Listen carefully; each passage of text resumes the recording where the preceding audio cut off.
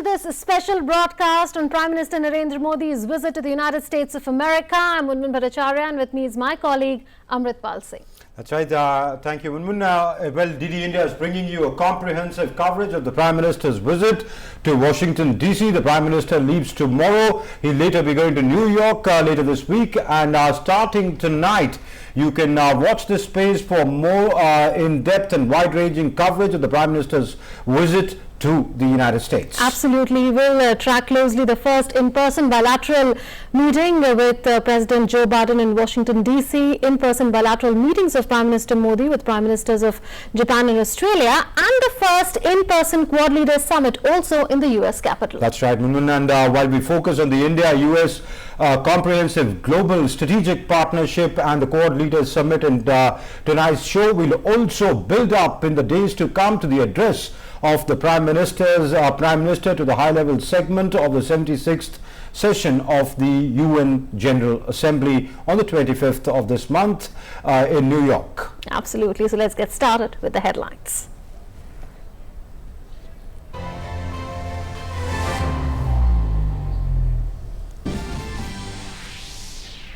Prime Minister Narendra Modi to head to the United States of America on Wednesday on a 4-day visit. This will be the first transatlantic visit by PM Modi amid the COVID-19 pandemic.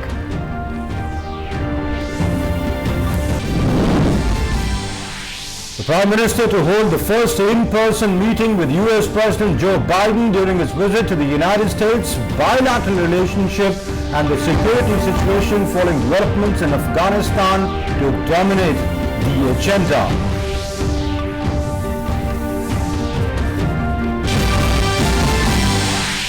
PM Modi to participate in the COVID-19 Global Summit to be hosted by US President Joe Biden on Wednesday. He will address the United Nations General Assembly during his US visit. Theme for this year's general debate is building resilience through hope to recover from COVID-19, respond to the needs of the planet, respect the rights of people, and revitalize the United Nations.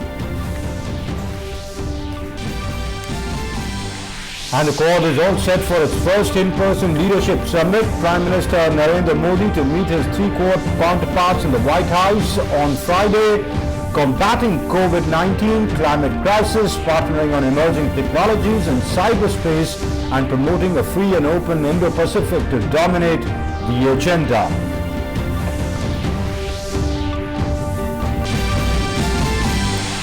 World leaders attend the 76th United Nations General Assembly session. US President Joe Biden delivers remarks before the 76th session of the UNGA, says bombs and bullets cannot fight COVID. We need to act now to save lives.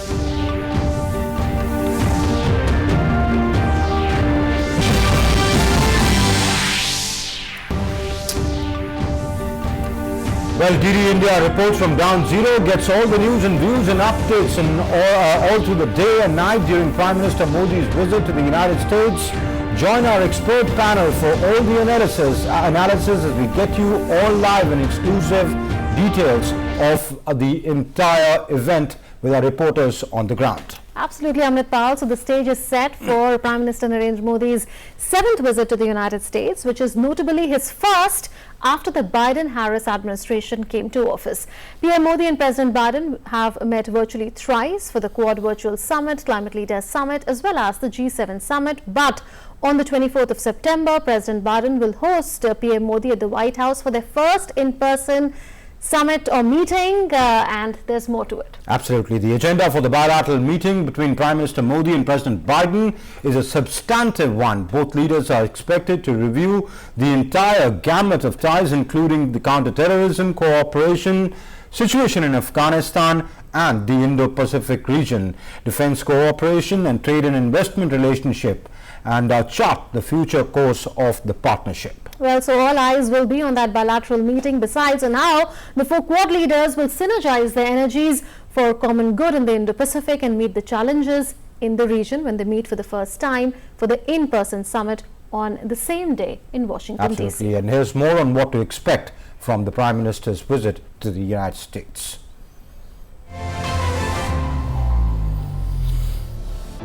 The first transatlantic visit of Prime Minister Narendra Modi after the COVID pandemic. Prime Minister Narendra Modi heads to the United States of America on a 4-day visit.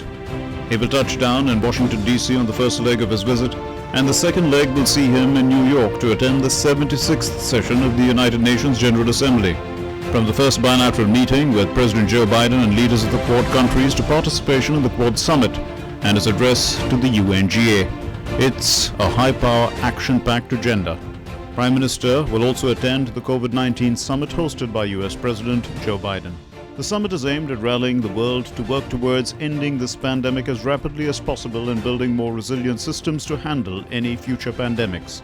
The Prime Minister will participate in the COVID-19 global summit as well, hosted by President Biden. So there is another conference before the actual meeting. On September 23, Prime Minister will hold bilateral meetings with Australian Prime Minister Scott Morrison and Japanese Prime Minister Yoshihide Suga.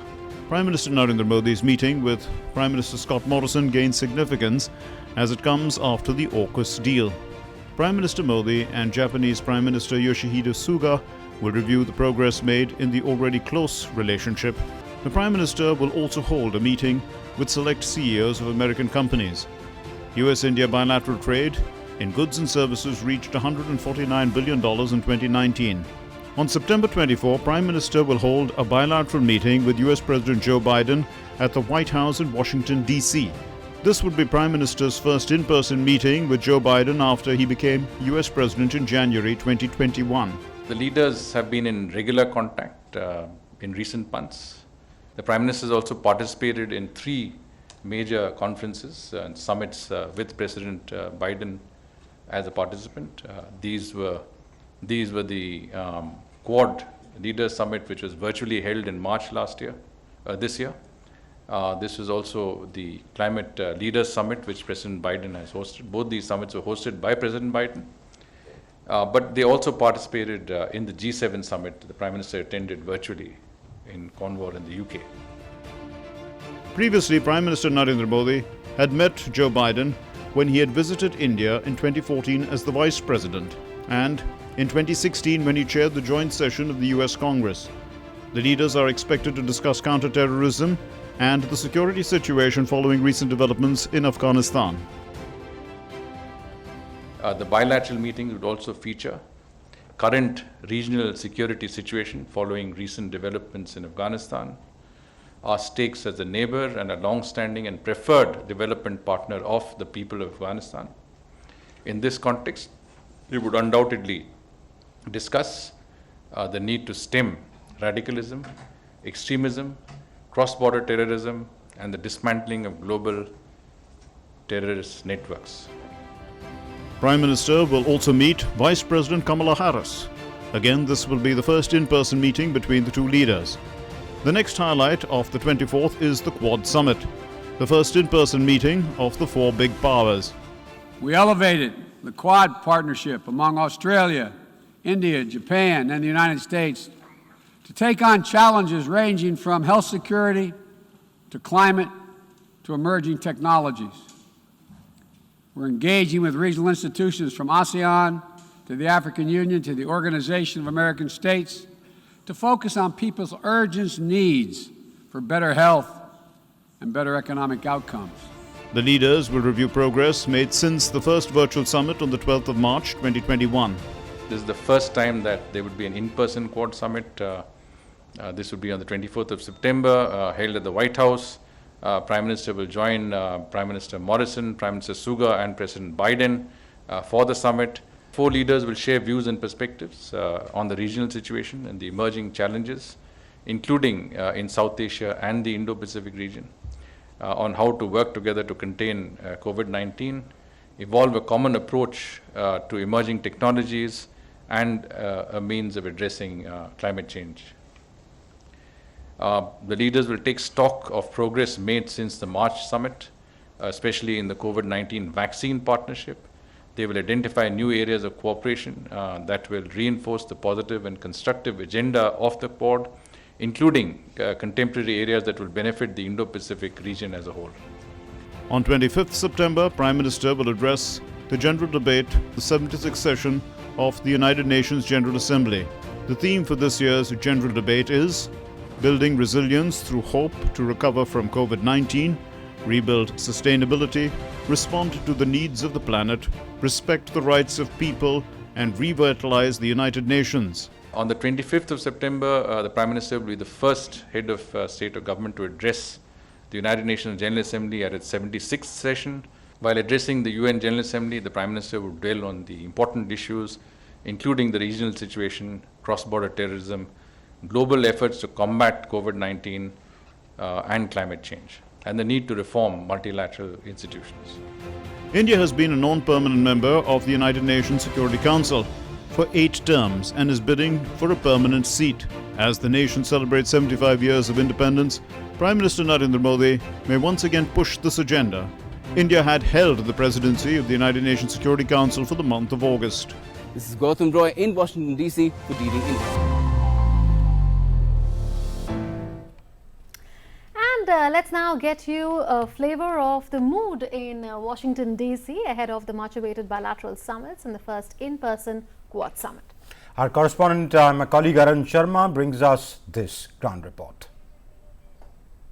Leaders of world's largest democracy and world's oldest democracy will be under one roof to discuss various regional, global and bilateral issues. This will be the first in-person meeting of Prime Minister Narendra Modi and US President Joe Biden. Well, the corporate sector is keenly observing this visit of Prime Minister Narendra Modi as to how India and US can come forward and can create a better trade and investment regime, because all eyes will be on the Prime Minister Narendra Modi and of course US President Joe Biden as to how can a better investment regime or the trade regime can be created so that India's Atmanirbhar Bharat and Make in India initiative can also get a major push. On the other side, the Indian diaspora will also be observing this visit of Prime Minister Narendra Modi to US very closely, because we know this fact that the Indian diaspora is looking for a very liberalized visa regime, and in this post-COVID or post-pandemic time, how can travel restrictions can be eased out. So that is what be the focus area of the Indian diaspora, as well as to what is the outcome of the visit of Prime Minister Narendra Modi's to US as well. So on the other side, the White House has released the press statement and clearly mentioned this point that in this multifaceted relationship, various other topics will be discussed, but yes, countering terrorism, Afghanistan crisis, security and prosperity in Indo-Pacific are some of the key issues that are likely to dominate on the agenda. So all in all, this visit of Prime Minister Narendra Modi will play an important role in taking the trade and commerce to a new height, and of course the relationship between India and US will also prosper going forward. With camera person Smriti Ranjan, Arun Sharma, Doordarshan News, Washington DC. So that was the ground report by correspondent Arun Sharma from Washington, D.C. Let's get started with perspective on the India-US bilateral strategic partnership. To share views, we have with us Ambassador Manjeev Puri, former ambassador of India to Nepal, European Union, Belgium, Luxembourg and the UN. He's also been India's lead climate change negotiator in the past. Also Dr. Harinder Sekhom, a strategic and foreign policy analyst, is joining us now. So let's get started then with the discussion. Ambassador Puri, if you are with us at this point in time, you know, your introductory remarks on the significance of this visit of Prime Minister Narendra Modi to the US in the bilateral context. There are several firsts this time around. The first in-person bilateral summit between PM Modi and President Biden will be taking place. Besides that, this will be Prime Minister Modi's first visit to the United States after the Biden-Harris administration came to power. Thank you very much, Munmun. You mentioned all the firsts, but let me make the slightly more different point to this. This is actually Prime Minister Modi's first major international visit after the corona pandemic lockdown. He did go to Bangladesh. Now, this is a major visit also because of a simple fact. There's been a change in the administration in the United States. Now, the US is not just the leading country in the world, but a country with whom we have assiduously built a very large partnership, and a partnership which is like a kind of strategic getting together. And so an in-person meeting, there's no substitute. You can keep having these virtual get-togethers and so on, but there is no substitute for leaders meeting, sitting together. And I personally, old-fashioned as I may be, believe that chemistry matters. Now, Prime Minister Modi has had the opportunity of meeting President Biden on two occasions. Once when President Biden as Vice President came to India, and once when Prime Minister Modi went to Washington and addressed the Congress. But those were in a different circumstance. Now President Biden is in power. This is one side of it. I think we should not underestimate how important this is for bilateral relations, for India, and I take it also for our regional situation, Indo-Pacific, the Quad, and all of this. Then comes the next set of aspects. This is the first time the leaders of the Quad are getting together in person. Again, as I said, there was a virtual summit in March, but again, getting together is particularly important. And this is also important given the changes which have happened in Afghanistan, the possible fallouts for that, the need to strengthen the Indo-Pacific, and also the fact that the United States, Australia, and the UK have entered into a partnership which is of a high strategic value, and the Quad leaders need to understand for themselves what this means. I have, of course, left out the COVID pandemic, which is a but obvious matter that cooperation needs to be strengthened and taken forward, apart from the Indo-US global partnership and the fact that the United States has become India's largest trading partner in goods and services. And this, if you agree with me, is perhaps the most important element. The world's largest economy and the country which is aiming to move from $2 to $5 trillion economy, whether we like it or not, will be one of the important standard bearers of how this relationship goes forward and how we benefit India out of these ties with the United States. Okay. Harinder Sekhu, Manjeev Singh Puri, Ambassador Manjeev Singh Puri has put out, the various aspects of the Indo-US relationship and the importance of this visit. But Afghanistan is something that would figure prominently when the two leaders meet. They would want to exchange notes at how they look at Afghanistan, because there are big concerns about Afghanistan, how to deal with the Taliban, whether to give them recognition, not give them recognition, talk to them, nudge them, judge them based on what they do later, not just about what they say right now. And, then other groups which may be proxy groups, and the concern of the world that terrorism might be used terror might emanate from that soil and affect the world, and that's a key concern. So in what would be the contours of the talk according to you, that when President Biden and Prime Minister Modi meet and specifically talk about Afghanistan? I think Afghanistan has been a very challenging point in US-India relations. Because the US has always appreciated the soft power role which India played over the past 20 years in Afghanistan. But, there have been many ups and downs, and in India's role in Afghanistan, and it has always been kind of nuanced and monitored by the United States and the other regional players. India has great acceptability, but the Pakistan factor always cast its shadow on what role India played in Afghanistan. And I think that is something which the US has realized today because of the way the rapid strides the Taliban was able to make and come into power within a few weeks practically. The US withdrawal, as we all know, I need not keep stressing about it, has been very messy. And I think the United States is now in a damage control kind of a mode, because I think the challenges are only now emerging. And as you mentioned in your opening question, that what kind of a government the Taliban is going to form is something which would need to be watched. And what role would Qatar continue to play, and what exercise the US would be able to exert on Qatar. Over here also, I think the biggest challenge for the United States is going to be the emerging role of Russia and China in Afghanistan. And there's certainly going to be a discussion. And for India, the Pakistan-China coming together and the role they play in Afghanistan is a bit of a challenge. Right. So there's nothing, I think India needs to wait and watch. and see how things evolve. But we need to be at the negotiating table. We need to play a very active role and also continue to sensitize the United States, which we did, because if you, as Ambassador Puri is also going to bear me out, we've always been telling the United States that a complete withdrawal must be avoided. But now when it has happened, we are faced with a situation, and I think the emerging scenario is not very positive. It's not very heartening. There's a food shortage over there. Yes. Refugees are crossing over into Pakistan, and those videos which are emerging, the place which women are going to be given in an emerging Afghan society. Now, all of these are things which I think President Biden has also spoken in his opening remark with the UNGA earlier this evening. But now, what can the United States do?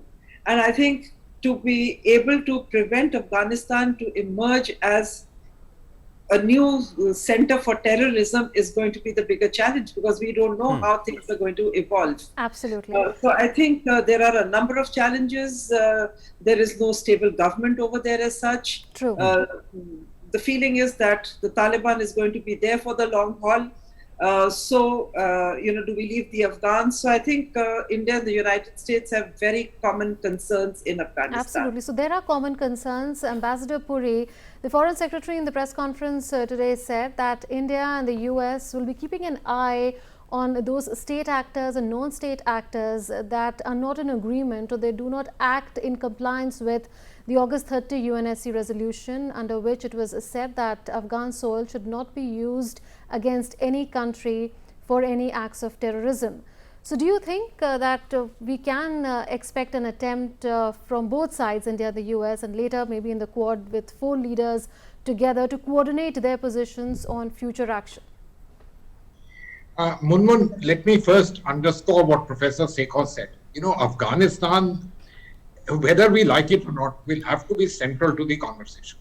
And in Afghanistan, the concept or the issues regarding the government in Afghanistan, whether it will live up to norms which we expect of governments in the year 2021, all that will certainly feature. But the issue of terrorism and the issue of radicalism, I think these are issues which bedevil all countries in the world. India has been a victim, so has the United States. And I don't think, no matter all the changes, these would continue to remain pretty central and very important. And I do think that both the countries would be in general agreement. Now, whether they come together in terms of a common strategy, etc., that I don't know. That is something we'll have to wait and watch, or those who are insiders will be able to tell us. But I think that they are certainly on the same page insofar as that is concerned, and I don't think there should be any issue. I also don't think Japan and Australia, though a little distant, can be really different and out of this particular page. Let me, however, make this point to you. Today President Biden, speaking at the UNGA, mentioned that, bullets result in blood, it should be avoided. He then went on to say that the US military should be the last option. I fully understand where he comes from. We need to remember his own political legacies, etc., and all of this. The United States also, in a sense, has the luxury of withdrawing behind the Atlantic Ocean and the very strong technical anti-terrorism grid that the Western countries have managed to put together in the last 20 years. But we are in the geography of Afghanistan. And so, therefore, the kind of threats, the apprehensions that we have are particularly important.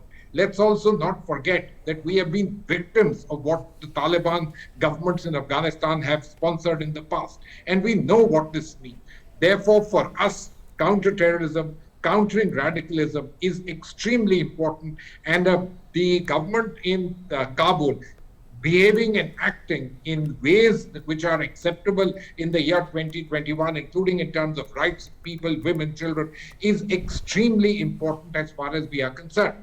Now, we come to the questions of recognition of the Taliban government and all those. Prime Minister Modi, in the last major address linked to the SCO summit, he said that major governments in the world should think about it, should think whether recognition, an important diplomatic act, should be easily granted. They should also come together on their understanding that is this government actually demonstrating that it will be a government which lives up to the norms of 2021. I think this certainly is an important discussion which needs to be had. All governments, now even India to some extent, is having a kind of dialogue with the Taliban, whether it's behind the scenes or whichever way. But diplomatic recognition and legitimacy, let me leave a point with you. The Taliban have, for all practical purposes, taken over the government in Kabul, but they seek legitimacy. It's not enough that you have Pakistan, which supported you, or that the Chinese and the Russians have continued to have their embassy. They want global legitimacy for themselves. The United Nations is very important, but I think they also see legitimacy in terms of A, the Western countries, and B, India, because that is what will say, look, this is not just the de facto government, but the de jure, and the world recognizes it. But this is a point which the world must use to ensure that they remain wedded to norms which are acceptable in the world. I think the international gaze being strongly on the government in Kabul is something very important. And that's something that India and the United States together, we are two players, we are stakeholders in this game. When we come together, I think that's very important. Professor Sekho, Ambassador Puri argues that we have common concerns, and being interested players in Afghanistan, it's only natural for us to come together. But the fact is that countries act in self-interest. The Americans wanted to leave. We didn't want them to leave so soon, or completely leave. They had their own interests. They left. Yes, it was done in a very messy manner. Countries make these noises about treat your women right, treat your minorities rights, etc. The world is not much bothered. The world is only bothered, does terror to a third party emanate out of this soil? India will be most bothered about whether Kashmir will be used for would they attack Kashmir or use these elements to attack Kashmir and build that sort of a narrative. The Americans and the West would also be concerned that another 9/11 or a 9/11 like that shouldn't happen. Beyond that, not much. Would India raise the concern of the role Pakistan plays, and has also by installing elements within the Taliban government, and how amenable be the United States to cooperate with India or agree to the Indian point of view? They've made some noises about Blinken saying, well, the review, the post-Afghanistan situation, the Pakistan relationship is under review. I couldn't agree more with Ambassador Puri. I think he has said that geography places a very serious challenge on India as far as Afghanistan is concerned, whereas the United States is lucky because it's got the security of the Atlantic Ocean. But 9/11 still happened. So I think global terrorism is really a global challenge and a global danger. When it comes to Pakistan, I think the United States has always continued. They needed Pakistan for the war on terror. They had intelligence inputs about how funds were getting misused. Osama bin Laden was sitting in Pakistan. So it's not that the Americans don't know, but I think they've always been dependent on Pakistan. Yeah, at that time they needed Pakistan. They needed Pakistan, but now I think Biden has said that he's realized, and he's been very forthright about Pakistan complicity in this whole Taliban mess and Taliban coming to power. So I think India and the US and the other Quad partners, and even at the SCO, we've had very serious discussions on the challenge which Afghanistan is going to become. And the Western world would also watch, but I'm not sure about Europe, because the EU Parliament has always been very sanguine about Pakistan's role and highlighting Kashmir and stuff like that. Now, we really have to highlight, and the Prime Minister has this opportunity to, when he speaks at the UNGA, he needs to highlight India's concerns, India's challenges, and not just as an Indian problem, but a global problem, and needs to sensitize, because what has happened in Afghanistan has destabilized the strategic scenario in our neighborhood. And of course, there's going to be a fallout. We've witnessed that there's already a big army exercise going on to flush out cross-border terrors in J&K. So this is something which happens every year when just before winter sets in and the passes get closed. Now, this is something which we need to highlight, and India really needs to evolve its own policy and its own dialogue, which we are doing. But beyond that, I think we really need to, there's nothing we need to speak about it. And as has been brought out in the debate earlier, as the Taliban is seeking global recognition and they want to work, acceptance, now would that become a strong point which the West or which the democratic world would have to get Taliban to follow certain established norms? But I'm not sure if Taliban is, how do you monitor as to what is happening? Because I think news and media is muzzled. There are no the access to agencies, foreign agencies, including the UN, is limited. Right. So it's a very challenging situation, and it's something which is very recent. So we really have to watch it out and not let the focus go off. And I think you brought out an important point that the West does talk about it, but at the end, everyone acts in their own self-interest. But I hope we all continue. India needs to continue to remain focused on Afghanistan and needs to ensure that the United States and the Quad partners and Russia and China, with Russia, we've had a very positive dialogue on Afghanistan. So not just with the United States, we really need to speak with Russia on Afghanistan. That would be an important dynamic, regional dynamic. Absolutely. Let's shift focus slightly, Ambassador Puri, to defense cooperation between India and the US. We've seen a lot happen over the past several years. India became a major defense partner, then India and the US signed all the foundational agreements.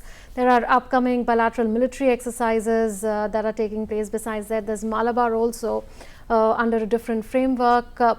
Having said that, do you expect some understanding to further the cooperation or consolidate the partnership in terms of co-production and co-innovation, because India currently is also producing some important components of US defense equipment and carriers? Munmun, look, defense cooperation has been building now for many years. In fact, I would say more than a decade or so. We've also become very large buyers of US equipment, which earlier we were kind of wary of or we didn't get access to.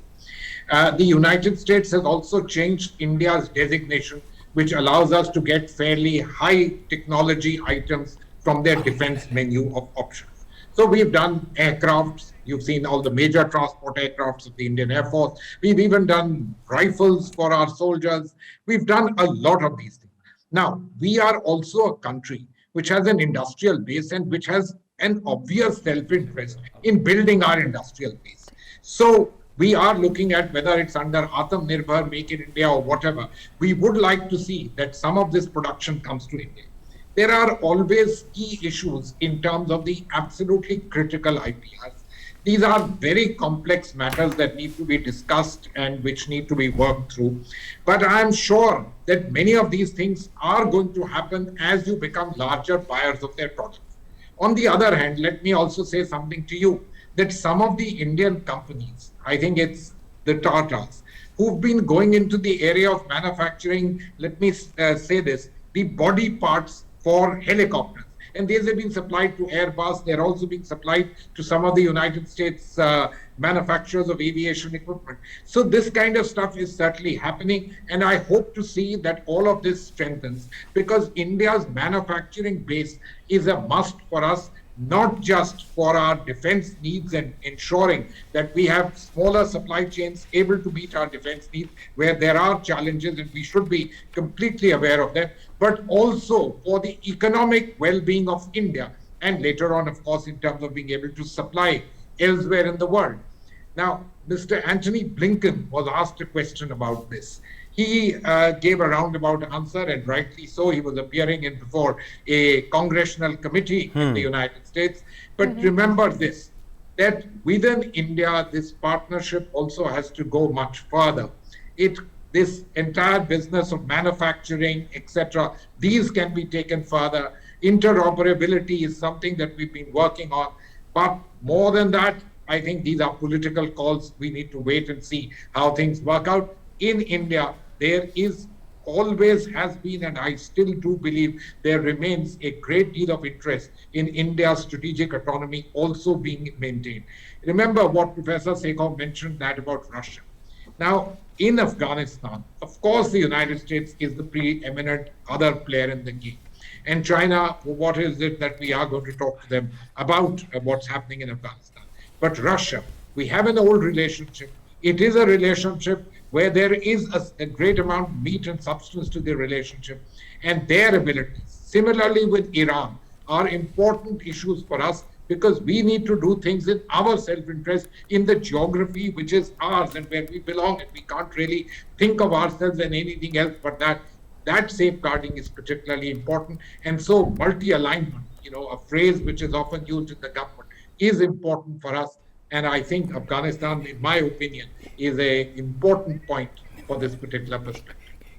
All right. Ambassador Puri, I want you to briefly touch upon, I find that very interesting, I want you to briefly touch upon what was the significance of what Antony Blinken was asked in the US Congress? What was it widely perceived as, and would India go that way? Amritpal, I had started the question, but look, let's say this to you. On Pakistan, he was quite clear that the United States has to review the relationship. But remember, this has been said in the past also. And today, just as was mentioned in the debate, there are reasons why the United States needs Pakistan.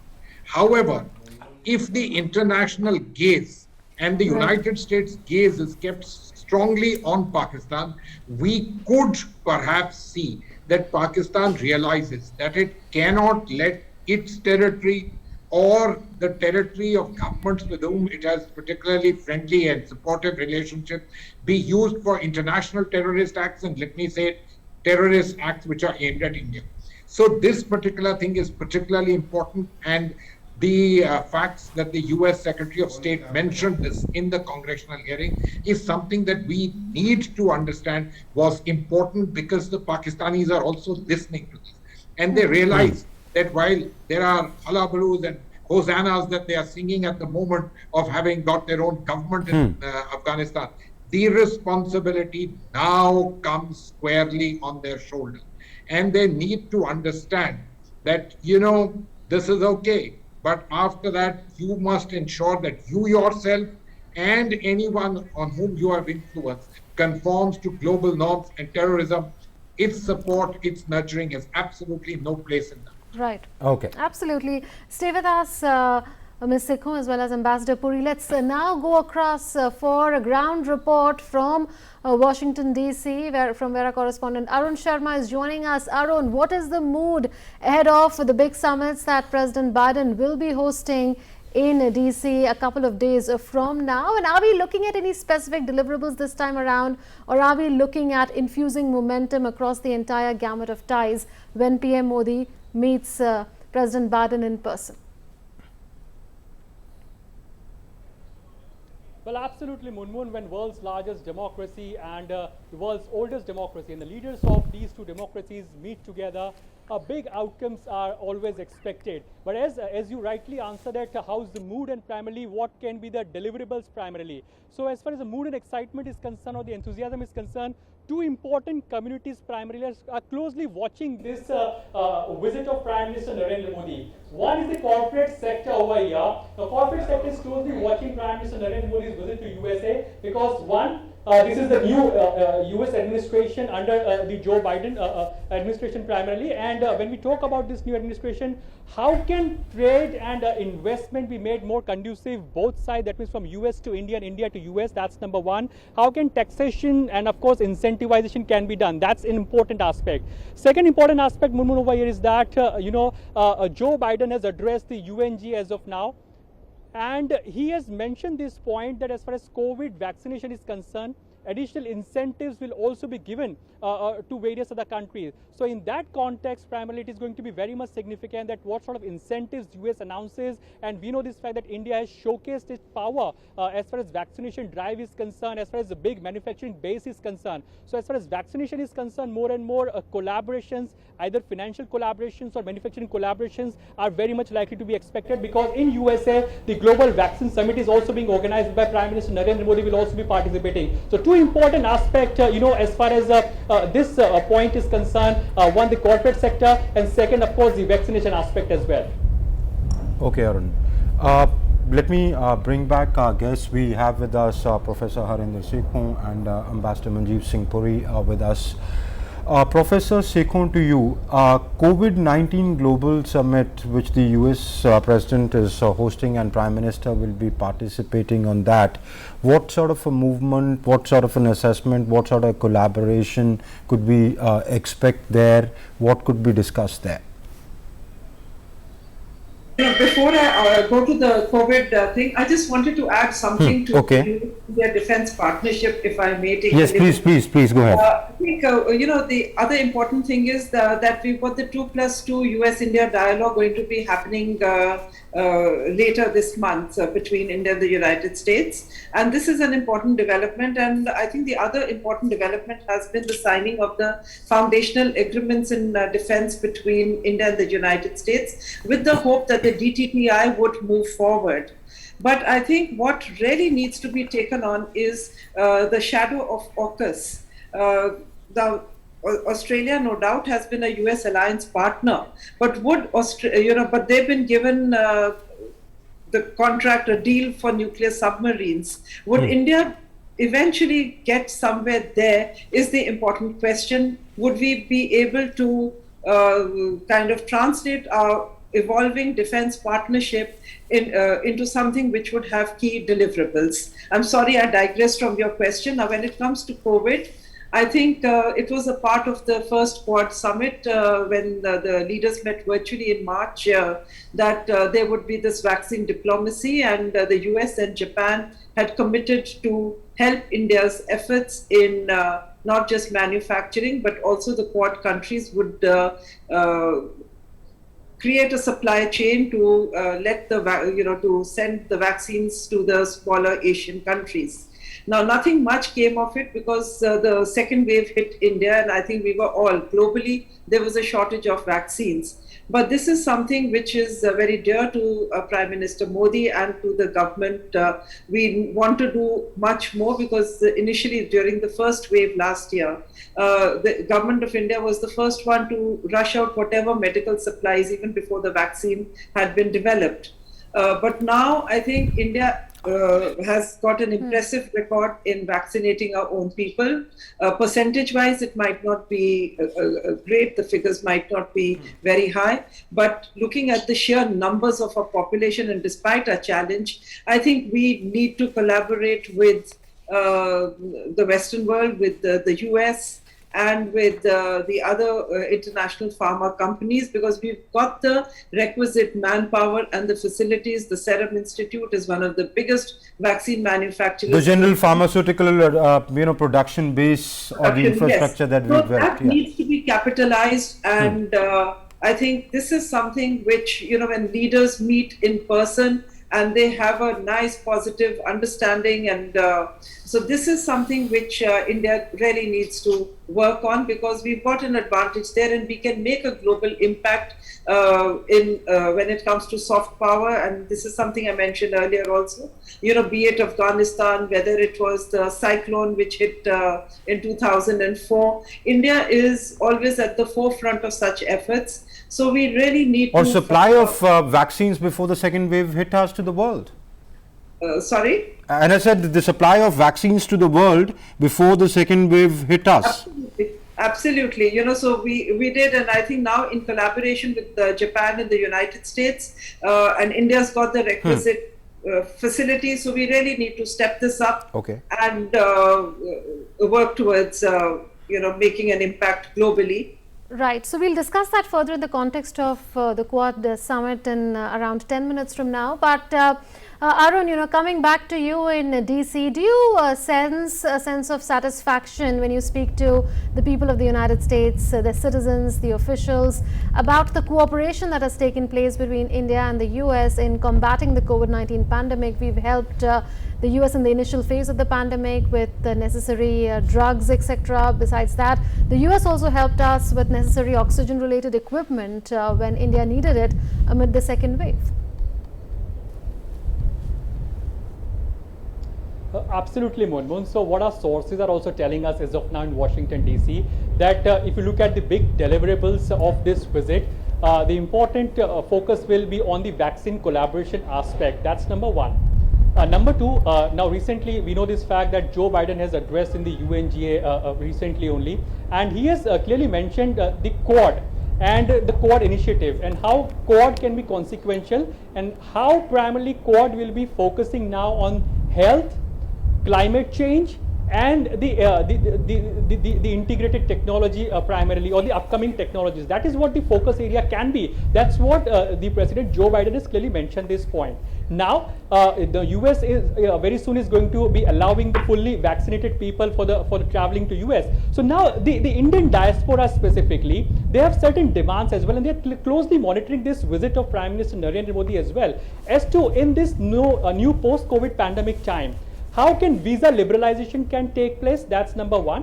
Because a lot of IT companies, big corporate companies, they're looking for further liberalization and easing out of visa regime. Second, how can travel restrictions can be eased out going forward? Now, third important aspect is that what we're learning from our sources as well, that as far as vaccination is concerned, more and more commitments can be expected, because on one side, United States of America has clearly mentioned this point that additional incentives will be announced on one side. So on the other side, India will be opening up its gates for the exports of the vaccines as well, because we know that Covishield, Covaxin, Sputnik V, so all these vaccines are being manufactured in India. So now, as India has already vaccinated more than 80 crore people, we have touched that record of vaccinating more than 2.5 crore people in a single day. So this sends a message that it is very much likely that Prime Minister Narendra Modi might also announce this fact that now export of these vaccines will also be taking place. India can play or can collaborate as a major manufacturing hub, whereby other Quad members can be financing collaborators as far as the vaccine collaboration is concerned. So all these points are in limelight, and we can expect a lot as far as vaccine is concerned. Number two, Moon, it is very important to know that as far as climate change is concerned, a lot of commitments are expected, because in this post-COVID world, in this new decade from 21 till 2030, the focus will be on controlling or primarily on the climate change aspect. How can incentivization be done as far as the green equipments are concerned to the developing countries primarily? India is already member of International Solar Alliance. So India will be pitching that aspect, that how can these Quad members can also be part of the International Solar Alliance. Absolutely. So all these are on the lines when Prime Minister Narendra Modi visits US, and all these are being closely monitored by the corporate sector, by the Indian diaspora, and of course by various other stakeholders as well. Right, Okay. Arun, 2 years back when Prime Minister Modi was in New York, there was a lot of talk about whether a mini trade deal would be signed finally between India and the United States after tensions ratcheted between the Trump administration and the Indian government over a whole lot of issues. Are we looking at any further momentum towards that end? Well, trade deal will be something, a surprise element as well. But yes, 2 years ago, the situation was much more different. There was no COVID time 2 years back when Prime Minister Narendra Modi did visit Houston and of course on his US visit. Now 2 years down the line in this post-COVID pandemic world, the focus will be on liberalizing some of these sectors, incentivizing some of these sectors so that boost can be given in those trade as far as the trade is concerned.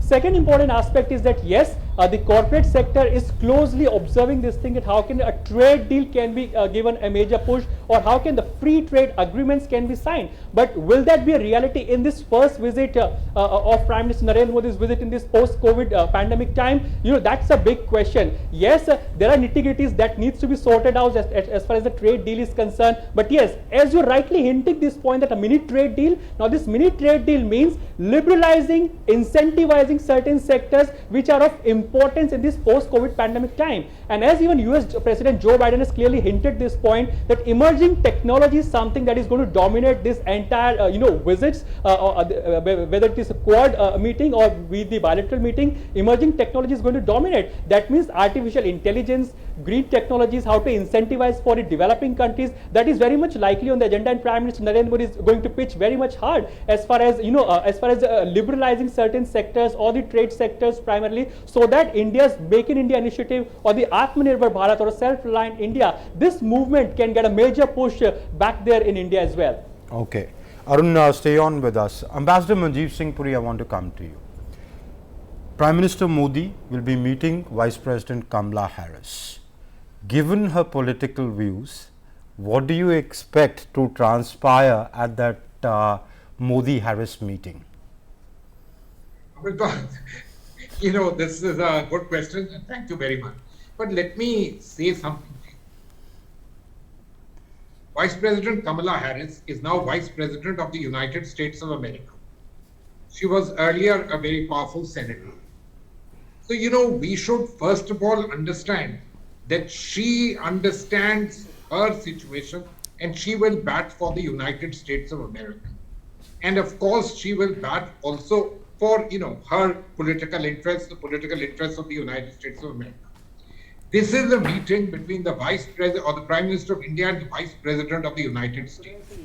I would say that these kind of issues which were important in terms of what the state of play then was, her political leanings, our issues with some of those views, we must understand that when it comes to leaders talking to each other, they act like leaders, they act like the position holders. And so I would not like you to lead you up that kind of path and think along that. It will be a substantive meeting with an important leader of the United States, in fact, the number 2 in the United States. And remember one more thing. She is, after all, of Indian descent. Her mother was born in India. And we who take specific pride in Indians doing well in the world, holding important political offices, have every reason to celebrate this particular fact. And so this is, in my opinion, an opportunity to meet her and for her also to reach out to us in terms of their leadership position. I sincerely hope that sooner rather than later, we will also have the opportunity of welcoming her in India officially. Okay, all right. Monuman, do you want to ask Arun? Yes, Arun, you were telling us that there were important statements that were made by President Biden at the UNGA. We've seen a sort of a diplomatic disagreement that has taken place between India and the UK recently over Covishield recognition in the UK. However, in the US, we've seen progress on that front because Indian students have been given visas. That process is complete. Now the focus is shifting towards giving visas to Indian professionals. So how would you characterize the way India and the US has handled this particular issue, which many believed would be a difficult one for various countries amid the pandemic? Oh, that's right, Munmun. Now we know this fact, this Covishield, it's a UK-based vaccine. It's being manufactured in India. But yes, when we talk about giving authorization or clearances, External Affairs Minister has already raised this issue with his counterpart. But yes, one thing is for sure, when over here in this global vaccine summit that is being organized in USA, a lot of things are being expected to be sorted out as far as vaccination part is concerned. And important aspect is that be it Covaxin, be it Covishield, the idea will be as to how can these vaccines be made global in nature, how can they be given approval or clearances according to the World Health Organization. So that is what is likely on the agenda as well. And that's the reason why US President Joe Biden has clearly indicated in his remarks at the UNGA that the focus will be clearly on the aspect that how can additional incentives will be given. That's number one. Number two, if India is a manufacturing hub, if India is a manufacturing manufacturing base, and if India is ready to collaborate for the manufacturing aspect of various vaccines, there is a need for giving approval as far as these vaccines are concerned. So yes, there can be disagreement on initial aspect or initial point, but then gradually going forward, moving forward, we can expect that lot of approvals are expected as far as this global vaccination summit is concerned, whereby all the global leaders are all likely to raise this issue of approval for various vaccination aspect, whereby efficacy is better as far as the trials are concerned. And also we can expect more and more collaborations going forward, be it the financial collaborations or be it the manufacturing collaborations going forward. And in that context, this visit, or primarily this global vaccination summit, is going to be very much crucial and significant. Right, so we'll thank you for now, Arun, for joining us with your live updates and analysis from Washington DC. We'll also thank Dr. Sikko. We'll request Ambassador Puri to stay with us, as more guests will be joining us in a bit, as we shift focus now entirely to the first in-person Quad summit. So India has been maintaining, in fact, that Quad has a positive agenda, and the in-person Quad summit would be an opportunity to review progress and chart the course ahead on affordable and equitable access to COVID vaccines, on critical and emerging technologies, besides that on climate change and further bolstering cooperation in the Indo-Pacific and other areas. My colleague Gautam Roy is tracking the build-up to the Quad Summit closely, and he brings us this report on the expectations from it. Gautam filed this report from Washington DC. Flag bearer of freedom, democracy, peace and prosperity in the Indo-Pacific, the Quad is all set for its first in-person leadership summit. Prime Minister Narendra Modi will be meeting with his three Quad counterparts, US President Joe Biden, Japanese Prime Minister Suga Yoshihide and Australian Prime Minister Scott Morrison in the White House on Friday, the 24th of September. It's Prime Minister Modi's second foreign visit since the coronavirus pandemic spread across the world last year. The first was to Bangladesh for three epical events, including its Golden Jubilee, but this is the first transcontinental visit. Prime Minister's visit to the US. As mentioned therein, he will participate in the first in-person Quad Leaders Summit in Washington on September 24th. On September 25th, he will address the UN General Debate of the UN General Assembly at its 76th session. While Prime Minister is in Washington, he will also have a bilateral meeting with President Biden. We also look forward to bilateral meetings with other Quad leaders. This may be the first in-person Quad summit, but the four leaders had met virtually just over 6 months ago in the first Virtual Leaders Summit. The ramped-up frequency making it evident that the platform is being revved up on the engagement and action front. The pandemic, its impact and the changing geopolitical situation from Afghanistan in the west to North Korea in the east, apart from the moves made by China throughout the Indo-Pacific and beyond, has widened the Quad's agenda and action points. Indicated as much by External Affairs Minister Dr. S. Jaishankar when he briefed media after the recent 2+2 talks with Australia in New Delhi. As members of the Quad, we recognize the importance of plurilateralism in a multipolar and rebalanced world. We appreciate the value of our trilaterals with Japan, France and Indonesia and will hold these dialogues soon. The importance of ongoing cooperation in multilateral arena for preserving the rules-based international order was also emphasized. Our cooperation in the Commonwealth is important to that organization's performance. There are clear indications on the areas the Quad would like to move its cooperation and coordination forward. According to a White House statement, on the in-person summit, the leaders will focus on advancing practical cooperation in areas like combating COVID-19, addressing the climate crisis, partnering on emerging technologies and cyberspace, and promoting a free and open Indo-Pacific. These agenda themes clearly show that the Quad is rapidly moving beyond a grouping of nations only focused on security-related issues in the Indo-Pacific. But all agenda items do stem from the common goal of promoting freedom, democracy, peace and prosperity for all. Bureau Report, DD India. Well, India in fact sees Quad as an evolving partnership with the US, Japan and Australia. It sees it as a partnership which is open to co-opting ASEAN countries and doing everything needed to promote the common goal of fostering a free, open and inclusive Indo-Pacific. And my colleague Gautam Roy brings us this ground report from Washington DC on the agenda of the first in-person Quad leaders meeting. Extraordinary situations require extraordinary responses. When Prime Minister Narendra Modi flies in from Delhi to Washington DC, right here he will be meeting not only all his Quad counterpart leaders one-on-one, which is bilaterally, he will also be meeting in this format of the Quad Summit. It will be the first in-person Quad Summit ever, because all these leaders will be coming together to decide how to take the agenda of the Quad forward. The Quad started off as a body of a grouping of countries, 4 countries, India, US and Japan as well as Australia, which was basically concerned about ensuring freedom and equity as far as the Indo-Pacific region is concerned. They wanted freedom of navigation and they wanted a rule-based order. But then, of course, we've seen how the pandemic has made the Quad evolve to a different sort of a grouping. It has widened its ambit. It's now concerned about vaccines, it's about climate change, it's about critical technologies, and certain action points were put in place in March when the Quad leaders met virtually the same year.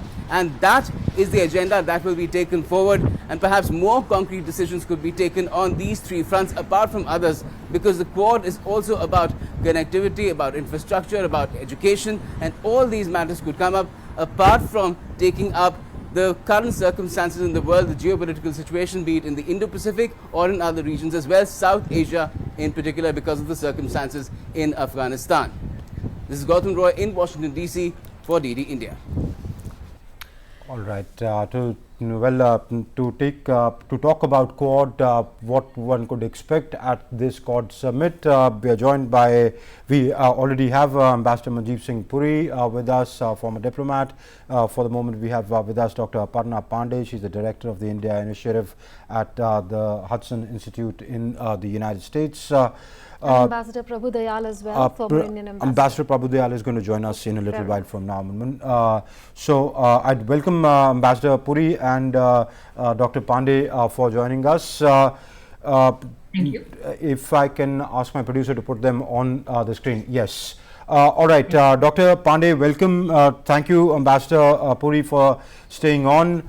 Dr. Pandey, let me come to you. What could we expect at this important first in-person Quad meeting that takes place later? What are the areas of interest which coincide and we could see some forward movement or a tangible outcome?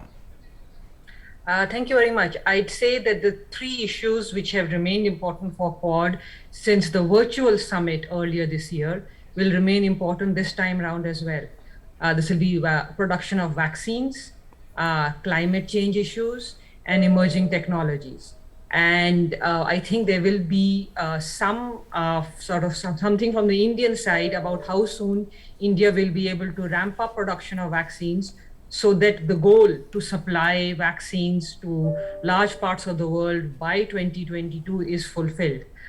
There will also be discussion on climate change issues.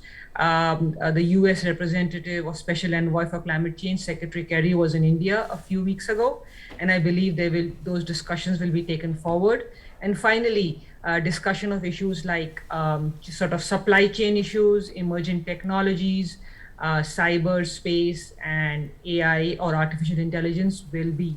So these 3 will remain as the key issues. Right, Ambassador Puri, the first in-person Quad summit will be taking place on the back of a spat that has taken place around the AUKUS military alliance involving the US, UK and Australia. France has recalled its ambassadors to the US as well as Australia. There were concerns that there could be a spilling over of the tensions on that issue over the Quad, though India has said that these are totally separate issues. There's simply no question of one impacting the other. What is your sense of what could happen, and how can India use its good offices, its deep relationships with various Western countries to avoid any sort of a friction that may impact the Quad in any way? And if I can, Ambassador Puri, before you answer, if I can, the Prime Minister Modi picks up the phone, speaks to the French President before he takes that plane for that Quad meeting. Amritpal and Munmun, on a lighter note, the French did not withdraw their ambassador from the UK. And you know what they said, that it didn't really matter. So this is on the lighter note. I think, we also, yes, I'm glad that there's a bit of a laugh to all of this. Look, we must understand a little bit of the dynamic. The United States of America, Australia, UK, along with 2 other countries, are part of a very important global intelligence gathering coming together. These are countries which share much more than what we share with them. They are countries of the same ethnic denomination in a sense. They share this entire idea of democracy, etc. They are all, let me say, things which emanated from the old British Empire, and the United States has now taken over the leadership. Therefore, they are coming together, this US, Australia, and the UK coming together. They are old allies. They've come together on a specific set of subjects which are focused in a particular manner. As far as India is concerned, we need to see that whatever are the issues between the Western countries are their issues. Because if today they have a reason for a spat, and those reasons could have much to do not only with this kind of allies coming together, but in terms of the French reaction having something to do with French elections coming up, etc., the business that the French were expecting to get. As far as we are concerned, we have excellent relations with both of them, with the French as well as with all of these 3 countries, and indeed the other countries. And we must endeavor to maintain those relationships. Building and mending fences for them, let me say, let's leave it for them. They are big boys, they know exactly what to do. They'll mend their own fences at their own time in their own manner. We need to maintain our relationship. Look, we have outstanding relationships with the French in the area of defense. We have outstanding relationships with them in the area of technology and also in the nuclear area. Similarly with the United States of America. We're building these relationships also with Australia, Japan, etc. This is important. So let's keep these 2 things a little separate. And these matters, I don't think, will necessarily impact the outcomes of the Quad Summit. However, this doesn't mean that they won't be discussed at the Quad Summit. I'm sure the Americans will have to find ways of briefing their other 2 allies, tell them what exactly happened, and then we look at various things that will take place. Now, the Quad, whichever way people perceive it, and the Chinese have put their own spin to it, they've been very clear that it's a security relationship. We and others may try and talk in terms of it being a force for global good, perfectly fine, and therefore the agendas, COVID, climate change, and technology. Look, I have no doubt that we will try and take these things forward, but let me address 2 of them a little bit in some detail. The first is the COVID vaccine. We do have the capacities to manufacture, but please note that these approvals for these vaccines in the Western world are really not coming through. Now, someone mentioned that Indian students with Covishield are going. Actually, those who have F visas are allowed to travel to the United States. They take an RT-PCR test and then they get vaccinated when they get there. I don't think it is necessarily to do with this Covishield being approved, although I did read something about this having been approved in the course of today. I can't travel. I have a double shot of Covaxin. So, these are things that will have to get sorted out. We have we used most of our efforts to simply ramp up production, but understanding the international dimensions of approvals and authorizations, etc. I think we were a little late. Even our SII was not particularly forceful, but we need to move this forward. And I hope the COVID the get-together of the Quad countries on COVID will help move the needle a little bit, especially if the United States comes strongly on board, because that will put a pressure on the Europeans too. Okay. In terms of climate change, let me just make this one point. I do think that in terms of the bilateral meeting between India and Prime Minister Modi and President Biden, climate change will be discussed. This is a very important subject for President Biden and the Biden-Harris administration and Mr. John Kerry. They will with the upcoming COP coming up. In terms of what the Quad can do, look, this is a global. This is really an issue for global negotiations, and at that point, our countries have been partners together coming out from the Major Economies Forum for many years on this thing. And those are really technological getting togethers, etc. But I do think that climate change will be an important thing. even if not flagged that much under the radar screen, it will be a very important element of the discussions between our leaders, that is Prime Minister Modi and President Biden. Okay. Right. Let's now go over to Gautam Roy, who's joining us live from Washington, D.C. on the expectations from the Quad Summit. Gautam, we heard Joe Biden, U.S. President, say at the UNGA a short while back that there will be an elevation of the Quad. When he talks about elevation, does he mean that the agenda of the Quad will be diversified going forward? Does he mean that there will be greater cooperation with maybe ASEAN countries in the region, or does he mean both?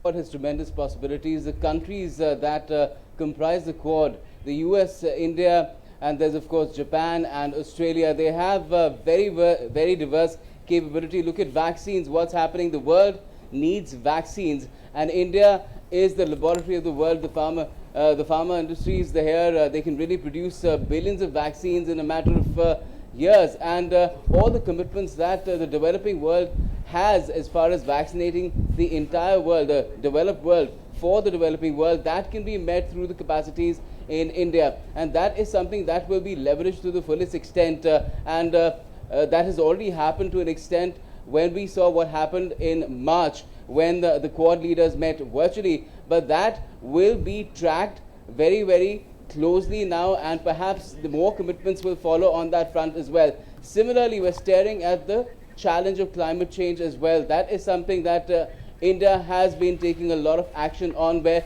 renewable energy is concerned. We saw John Kerry was in India appreciating the kind of things that India has done, especially on the solar energy front, and there we might have the US coming on board with the Solar Alliance as well. That could be an announcement that could very well be made. The other front is critical technologies. That has been long recognized as something that needs to be developed to respond to the kind of challenges that the present world is throwing up, be it on the security front in the Indo-Pacific, or the needs for economic progress. It's a digital world now, and all those capabilities again have a huge potential in India. So this time the summit of the Quad, which is the first in-person summit, will probably bring forth the kind of capabilities India has in front of the eyes of the entire world, and that is something that will be leveraged to the fullest extent to ensure that we move forward in this challenging time, the black swan event of the pandemic, with a very resilient foot forward. Absolutely. Gautam, does the fact that all the four leaders have decided to meet in person amid the pandemic, when the United States is reporting almost 1,45,000 cases daily, 1,900 deaths daily, it has gotten close to the 1918 Spanish flu death toll mark already. Does the fact that these leaders have decided to meet at such a time also signal the strategic imperative of the Quad in the context of the Indo-Pacific? Well, certainly, Munman, it's the strategic imperative of the Quad, and it's the strategic imperative of India and US also acting collectively. It's a tremendous bilateral relationship that we share. It has its own set of complexities. You may call it differences, but we don't let differences become disputes. That's the majority that India and US have always possessed. We've had a lot of up and downs when India had, it was under sanctions from the US because of the nuclear tests, but things changed. And that is how a relationship should be. It's full of dynamics and a lot of dynamism as well. And we will see more of that when President Joe Biden and Prime Minister Modi meet at the White House ahead of the Quad Summit, because there is a lot that they need to talk about when it's about collective action. Some of these agendas of the Quad, that is something that India and US can also work out to a large extent between them as well. And there are bilateral issues as well. And there's no dearth of those, from security, defense, as well as health and education. There's connectivity in the Quad context. So a lot of those issues, of course, will be taken up as well. There's a huge Indian diaspora bridge that the two countries enjoy. They have their own issues about travel restrictions because of the COVID pandemic. The issue of vaccines, you've already mentioned how travel is opening up. India is going to export vaccines as well. The US is going to start international travel, and that is something that the Indian diaspora has been looking forward to for a long time. They have relatives in India that they want to call over. They themselves want to travel as well. So that is another development that people here will be looking out for. Okay. We are also now joined by Ambassador Prabhu Dayal, former diplomat. Sir, thank you for joining us and welcome to the show. As this Quad summit takes place, Ambassador Dayal, one country would be watching this very closely, and that's the country up north beyond the Himalayas. What would their assessment and reaction would be? Well, Amritpal, first of all, let me say that it's a great pleasure for me to be on the same show as my dear friend Manjeev Puri, because when we were both posted in New York together, he was at the UN and I was Consul General in New York, we used to discuss all these issues threadbare, and it's a pleasure to have the opportunity to discuss with him again. Now, certainly, our neighbor across the Himalayas will be watching with great interest. Because if the Quad member countries are coming closer together, it is largely because of the role that that neighbor to the north is beginning to play in global affairs. Now let me recall that the Quad had been set up as long back as in 2007, but from 2009 onwards it was dormant. Nothing was happening. Then there was a revival in 2017, and this revival was occasioned by China's expansionism, particularly in the Indo-Pacific region. Later on, of course, also across the line of actual control with India. Now, there are multiple reasons why the Quad member countries are concerned very greatly about Chinese expansionism. It threatens the maritime trade lines. It threatens geostrategic interests of the member countries. It threatens the interests of the littoral states who are part of the South China Sea community.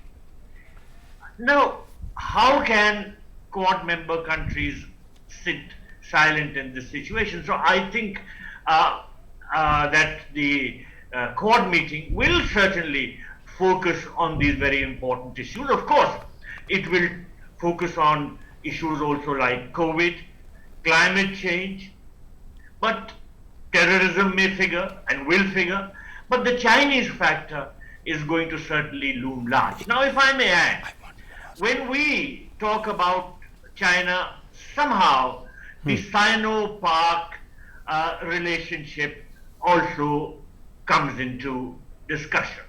Why is that so? Because these two countries are working very closely together in our own immediate region. I'm sorry I tuned in late. I do not know what was discussed earlier. Okay. There was a technical glitch because of which I couldn't join. But certainly Afghanistan would have been discussed. And in Afghanistan, we do find an emerging scenario where Pakistan and China are showing signs of working together.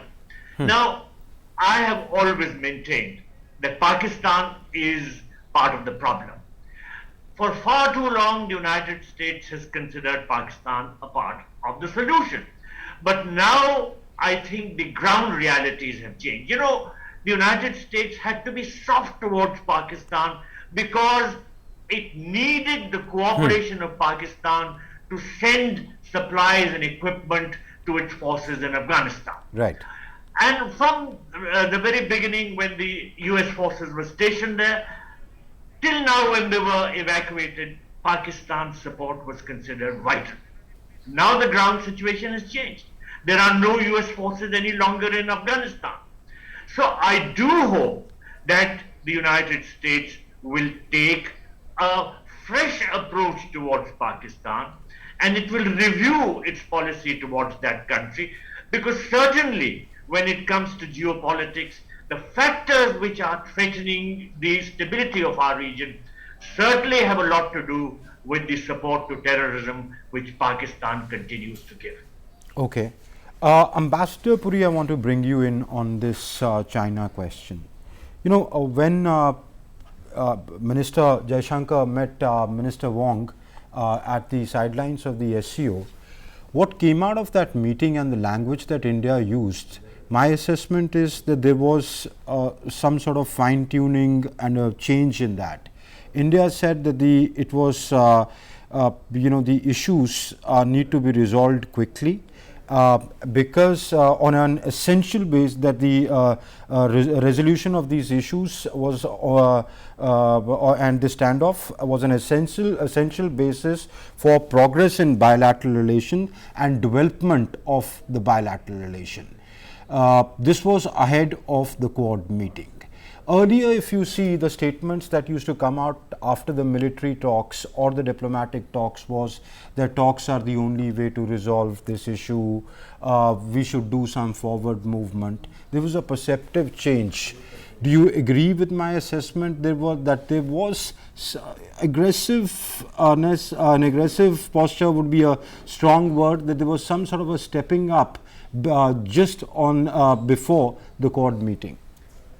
Amritpal, thank you very much. First of all, let me thank my senior colleague, Ambassador Prabhu Dayal, and Dr. Pandey, please excuse us. You know, Doordarshan has this propensity of getting all of us together. So thank you to all of you, and Ambassador Dayal, great to see you. Amritpal, look, games are played by countries. There's no doubt about this. Let me make a point to you on why you think and why possibly we did step up the pedal, as they say, in terms of reaching out to the Chinese. I'm not sure it has anything to do with the Quad meeting, but I think it has much to do with Afghanistan. Mm-hmm. What has the general world seen? That in a sense, Pakistan is gloating, distributing laddus and saying, you know, we've got it. But people say, oh, behind the scene, there is a kind of Chinese influence, a geopolitical, I won't say victory, but a geopolitical positioning which the Chinese have been able to get. Now, we are very much in this geography. And the areas which are currently under discussion with the Chinese and which are really problematic areas in terms of our contestation with them are areas which also fall in this geography. So, simply saying, let's have more talks, let's take things forward as we enter the phase of the winter season when actual maneuverability, etc., will be difficult. It was important for us to make it crystal clear to the Chinese that, look, you can't have what used to happen earlier before Galwan and the East Ladakh clashes, which is, we will settle these as and when the time is fine. Let's go ahead, develop trade, let's develop other relations, let's take things forward, and this will get sorted out. No. You did something which was not just egregious, but which was violent, which violated national sovereignty and borders, and we have been at it talking for a long time. You want to see things move forward, please ensure that there is movement on the border. So yes, this was a stepping up, but a stepping up which was absolutely right. To remember one thing, there was also a little bit about what the Chief of Defense Staff said, which the Chinese apparently picked up, and the External Affairs Minister had to tell them that, look, we are not ones who are believers in clashes of civilizations, etc. So, you know, negotiations are also the art of pressing the buttons when it helps, pulling back when it does. But the Chinese, I'm sure, do have a message that A, India is resolute in terms of its borders and its sovereignty over its land and its area, and B, these are matters which would have to be resolved if you want to see bilateral relations, trade relations and other things truly going forward, because these cannot coexist in the manner in which we too are going along in the past. Let's also make a point. The Chinese are also noticing that the American desire, and even the other Europeans and others, they're looking at them not just as strategic competitors, but in terms of the fact that they have to be reined in and brought into the rules-based international order is something in which they can't simply say that a $2 trillion economy like India makes no difference and so on and so forth. They also realize and see, and I think it is the economic muscle, the possibilities that can happen are important. But yes, you have to play the game and you must play the diplomatic roles and the negotiating roles which are required for this. messages Right. do go down. Absolutely. Dr. Pandey, do you see the Quad offering an alternative, particularly in terms of connectivity in the Indo-Pacific? Even at the end of the recent SCO meeting, we saw all countries except India signing up to the BRI, speaking in favor of the BRI, and Prime Minister had enunciated clearly there at the summit that there should be an agreement over the norms that should rule any sort of an infrastructure or creativity initiative, and those rules should be such that that entire exercise should be participative, inclusive, it should respect the territorial sovereignty of various nations. So do you expect any sort of a progress on an alternative connectivity project in the Indo-Pacific with US backing? Thanks. Actually, there is already, there is already a connectivity project part of Indo-Pacific. The US supports it through different organizations. There's a Development Finance Corporation, there's the Millennial Challenge Corporation, there's the Blue Dot Network, there's Japanese assistance to the Quality Infrastructure Initiative. So the number of different initiatives which support infrastructure, which will not lead to debt, to bad debts or debt diplomacy of the BRI kind. And all of these are counters to BRI. I don't think there's any one connectivity project which opposes BRI, but there are multitude of them. And I think that will remain. India participates in some as part on bilateral basis, on trilateral basis, with Japan, with Australia, with United States. For example, I'm sure all of you read about the recent decision of India and Nepal to have a second transmission line. That second transmission line between India and Nepal will actually be funded on the Nepalese side by the Millennial Challenge Corporation.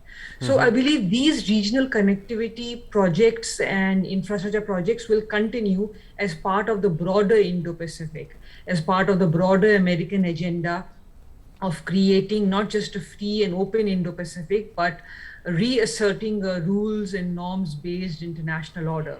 It may not necessarily be through Quad, but it will be through different countries working in concert with each other.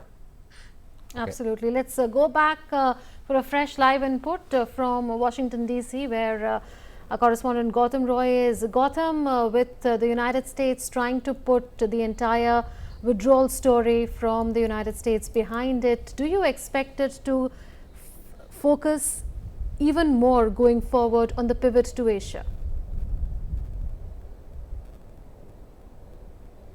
Well, certainly, Munmun, because that was the perception here in the US, that the US had invested far too much in Afghanistan, and in return it didn't get much apart from a lot of body bags coming back home, and trillions of dollars were spent, and it could focus its energies elsewhere, which is why Joe Biden he had made an election promise that the US will be out of Afghanistan by a certain span of time, and he went with that. He stuck with that promise, and he fulfilled it.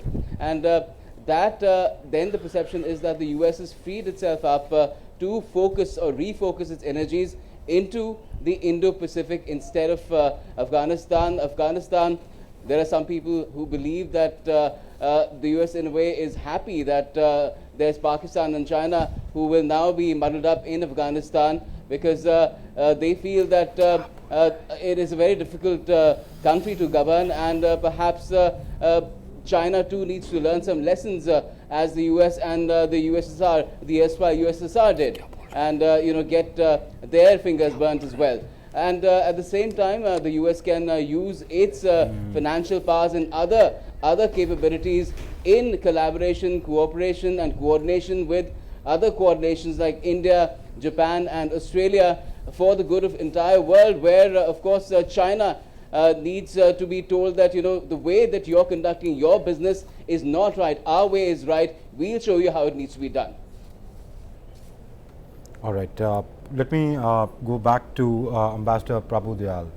Ambassador Prabhu-Dayal, apart from the China part, what else do you think would be of significance? I mean, we've discussed that, listed it out, even the Foreign Secretary spoke about the various, but what from your perspective or in your analysis is something that would be talked about at length in Quad, and we could see some forward movement at this Quad meeting? Well, as I said earlier, there will be some thematic issues which will be taken up and addressed. Certainly, the challenges on account of COVID will be once again taken up, as they were at the March virtual summit.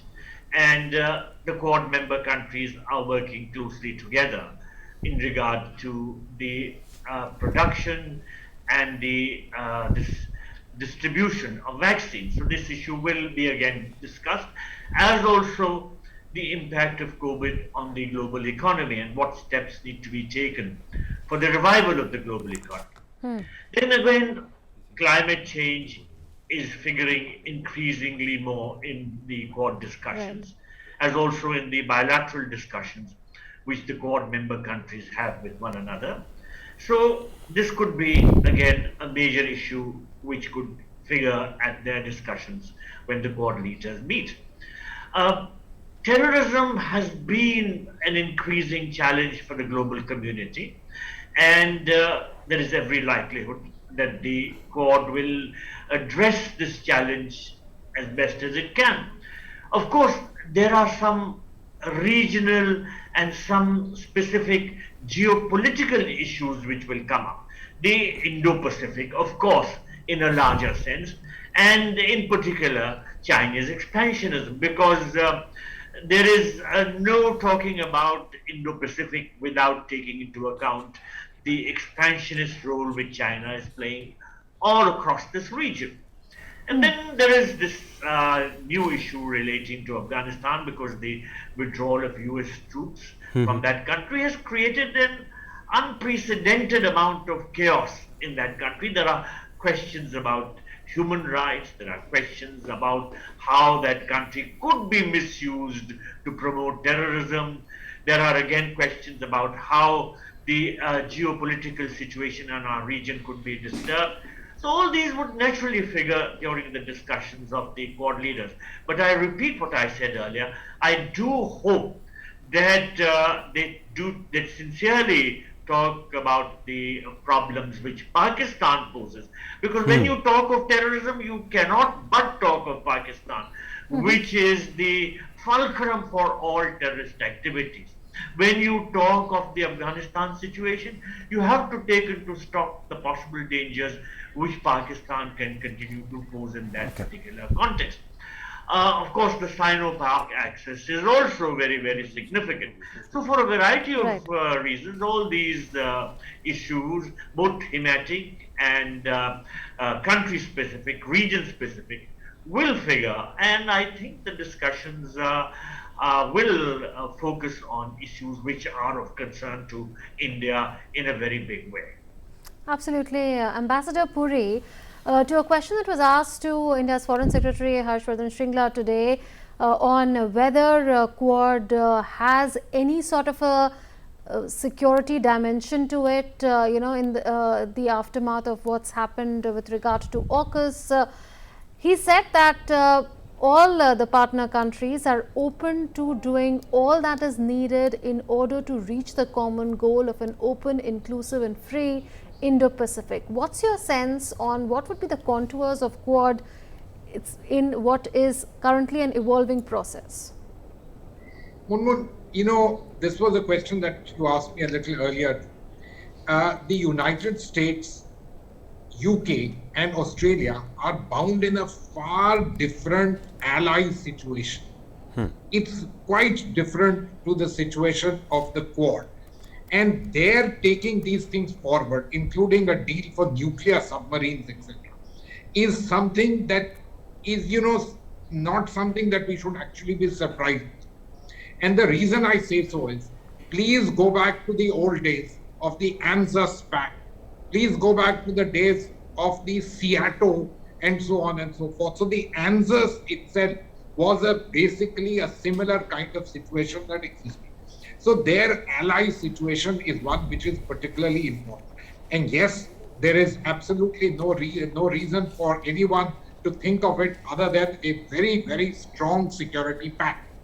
The Quad, its security dimensions are not hidden. I mean, we can say everything else, but everybody else notices the fact you have military exercises, the Malabar exercise, which involves us all, and so on and so forth. People know it. But the Quad started as something which was in terms of the tsunami and trying to do something to alleviate the situation there. And now we are looking at expanding this cooperation among the most important democratic and free market economies, which are important in the Indo-Pacific region.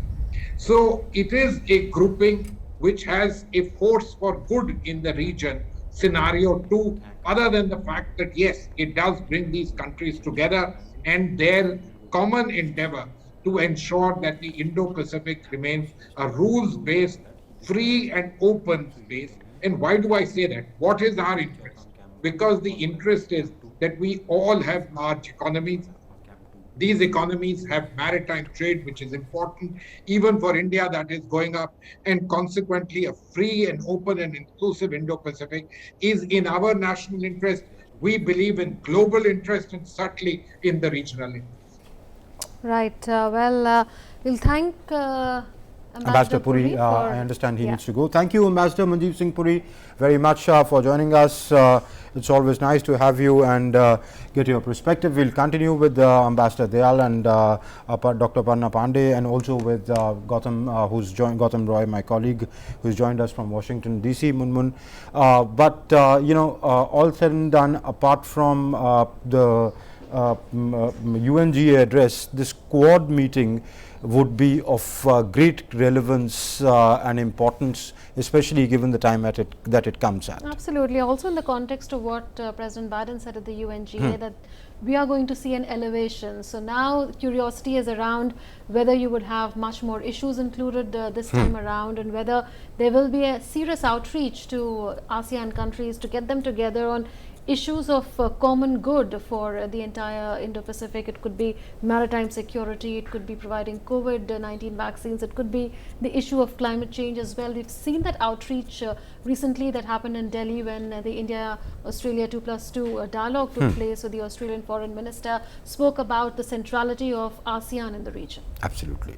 And let me go back to our guest. We have with us Dr. Parna Pandey, we have with us Ambassador Prabhu Dayal, and of course my colleague Gautam Roy is with us from DC. Dr. Pandey, first to you. Another important meeting that the US President is hosting this time around is the COVID-19 Global Summit, in which Prime Minister Modi is participating. And that's only tomorrow. That's only, yes. Why the need for a separate summit? I mean, this is being...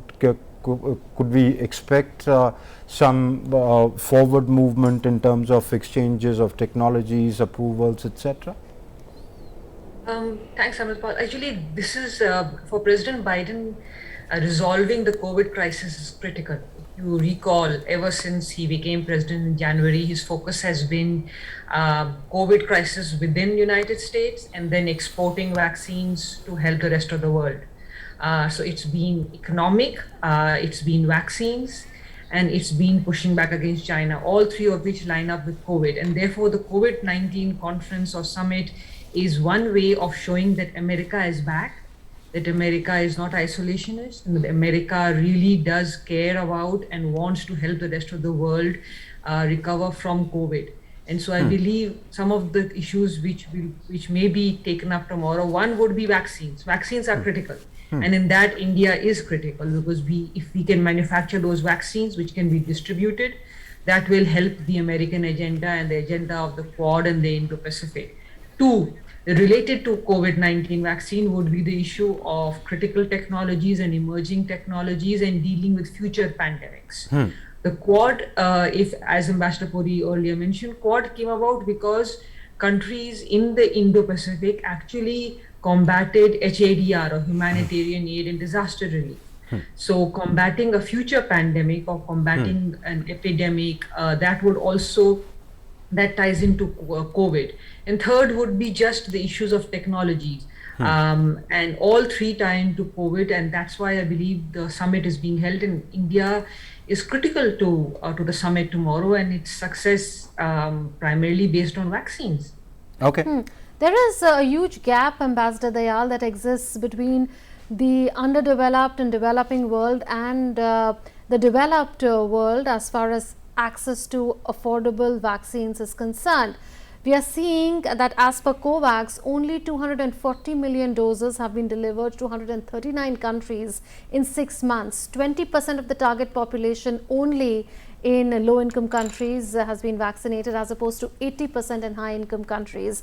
As India resumes vaccine Maitri from October, when it will have surplus vaccines to spare, do you expect it to play a major role going forward in bridging that gap? Well, you know, Prime Minister Modi has always emphasized Vasudhaiva Kutumbakam. He has always emphasized the fact that the world is one family. And he has reached out a hand of help to countries which are in need.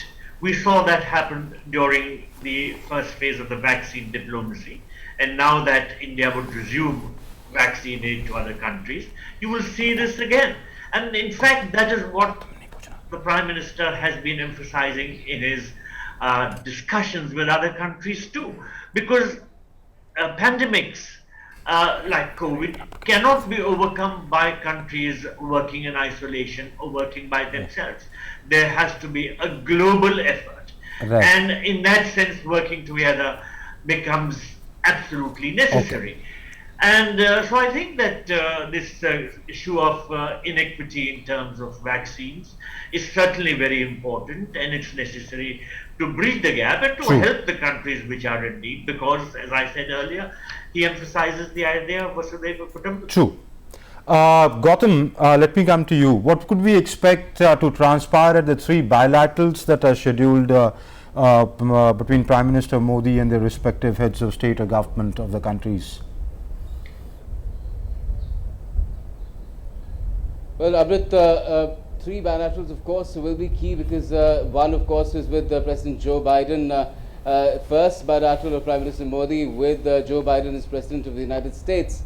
Although Prime Minister Modi, ever since 2014, has been to the US 7 times already, and that really establishes the kind of keen interest he's taken in pursuing good ties with the US. And this bilateral will be key because it again will be addressing a lot of the issues that the world needs to be addressed.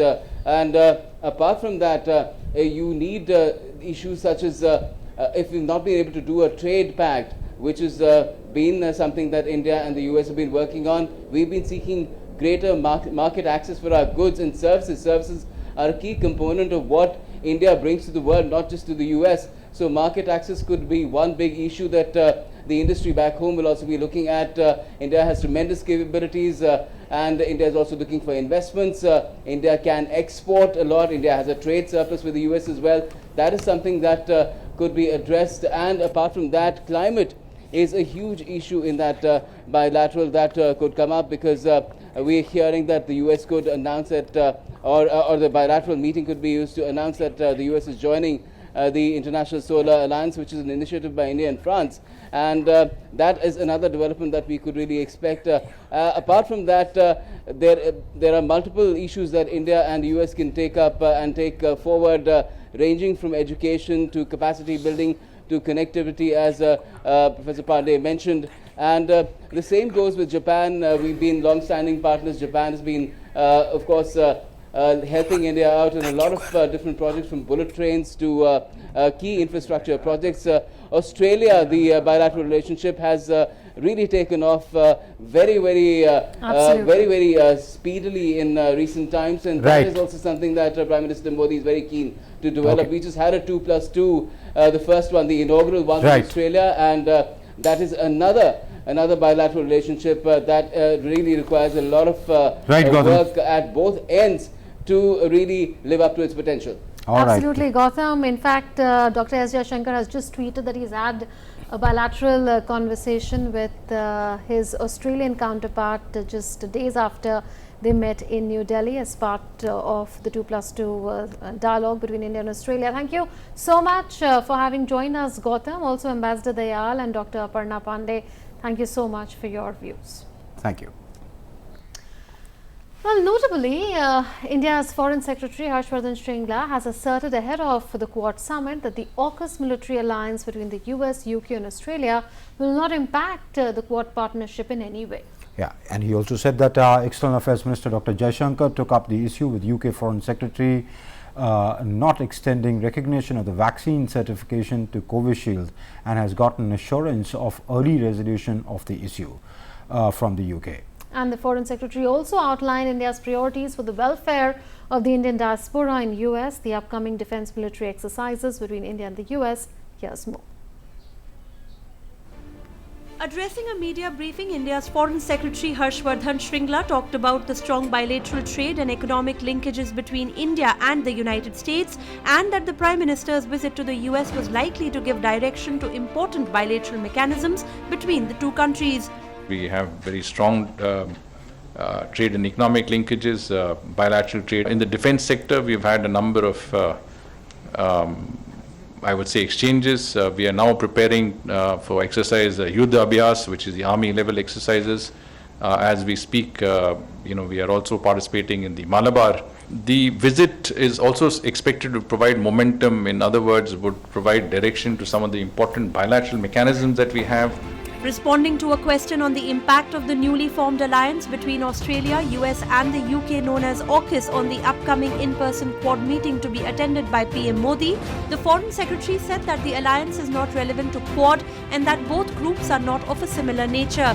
He said that AUKUS will have no impact on the Quad dialogue. The Quad is a plurilateral grouping, a group of countries that have, a shared vision of their attributes and values. Quad has adopted a positive, proactive agenda with, as I said, a wide array of initiatives at the global level to address some of the issues of the day. This includes dealing with the COVID-19 pandemic, including the supply of vaccines to the Indo-Pacific region. On the other hand, AUKUS is a security alliance between three countries. We are not party to this alliance. From our perspective, this is neither relevant to the Quad, nor will it have any impact on its functioning. He also spoke on the non-recognition of Covishield by the United Kingdom. Here is a vaccine, Covishield, which is a licensed product of a UK company, manufactured in India. We have supplied 5 million doses to the UK at the request of the government of the UK. We understand that this has been used in the national health system. And therefore, non-recognition of Covishield is a discriminatory policy and does impact on those of our citizens traveling to the UK. Honorable External Affairs Minister, from what I understand, has raised this issue strongly with his counterpart, the new Foreign Secretary of the United Kingdom. And I'm told that certain assurances have been given that this issue would be resolved. The Foreign Secretary also spoke about the Indian diaspora in the US, calling it an important factor in the India-US relationship. He said that the Prime Minister on his visit is likely to highlight the importance of people-to-people ties between the two nations. The Indian diaspora in the United States, which consists of about 4.2 million people, is a very important factor in the relationship. They play a major role and have been a pillar of support in strengthening the relationship. It is expected that the Prime Minister will highlight the importance of people-to-people ties between the two nations and the potential of enhancing these ties further.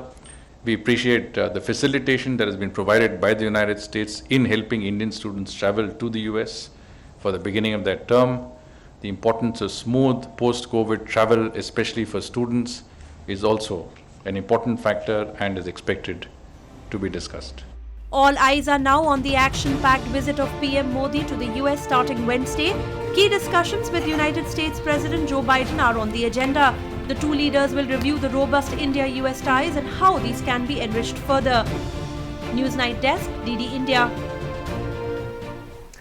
Well, India has a vibrant development partnership with the United Nations. In fact, development partnership has also been a key pillar of India's engagement with the UN. Absolutely. And the India-UN Development Partnership Fund is dedicated, just for that, it's a dedicated facility within the UN Fund for South-South cooperation. It is supported and led by the Government of India and implemented in collaboration with the United Nations system. Here's a report of that. Take a look. India has had a long association with the United Nations. It has made a number of contributions in the past many decades. One such initiative is the India-UN Development Partnership Fund. The India-UN Development Partnership Fund was established in June 2017. It supports projects that aim to contribute to the achievement of the Sustainable Development Goals, or the SDGs. Now, India has committed $100 million over the next decade for the India-UN Development Partnership Fund. The fund supports projects that are in alignment with the 2030 agenda. In April 2018, India established a separate Commonwealth window under the India-UN Development Partnership Fund. The Commonwealth window also supports projects that are in alignment with the 2030 agenda. For the Commonwealth window, an additional amount of $50 million over the next 5 years has been committed by the Government of India. So, the total amount committed to the India-UN Development Partnership Fund stands at $150 million. In just about 2 or 3 years, the fund has been able to develop 36 projects in 37 partnering countries. 21 projects are already under implementation, with many nearing completion. Gender equality, renewable energy, maternal health, education, livelihoods, disaster recovery, and agricultural development, amongst others. For example, the fund enabled 7 Pacific Island countries to establish a joint climate early warning system to prevent groundwater salinity and assure a sustainable supply of drinking water. In Grenada, the fund built an early childhood development center to care for the children of low and moderate income households and enable young mothers to be active in the workforce. This is very, very important for the people of Moncton. There are many children and many young mothers who would have gotten jobs or gotten training opportunities, but because they have young children and nowhere to put them, then that's a problem. So the fact that we have this new child development center, they now will be able to put their children in a safe home and go out to find a job or to find some of the training opportunities that is available that can help them to get a job in the future. In Moldova, the national statistical system was revamped into an efficient, register-based and user-oriented platform, expanding data on gender to guide policies for greater equality. In Antigua and Barbuda, the fund rebuilt a hospital and a post office serving 96,000 inhabitants. The hospital is very important to us here in Barbuda, given that it's the only medical institution that we have. The post office is completed and is very valuable now for the community here in Barbuda. In the Gambia, the fund addresses natural disasters caused due to climate change. An early warning system to prevent flood disasters was put in place, annually saving lives thanks to weather monitoring technologies and a system of trained responders.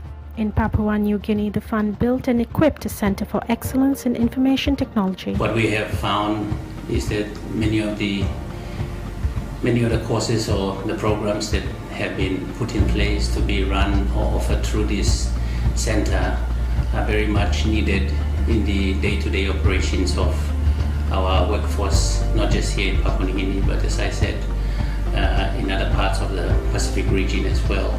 I just like to thank the Indian government and the government, our PNG government in general, for establishing this, because I feel like it's really helpful to us young Papua New Guineans who really want to go into IT.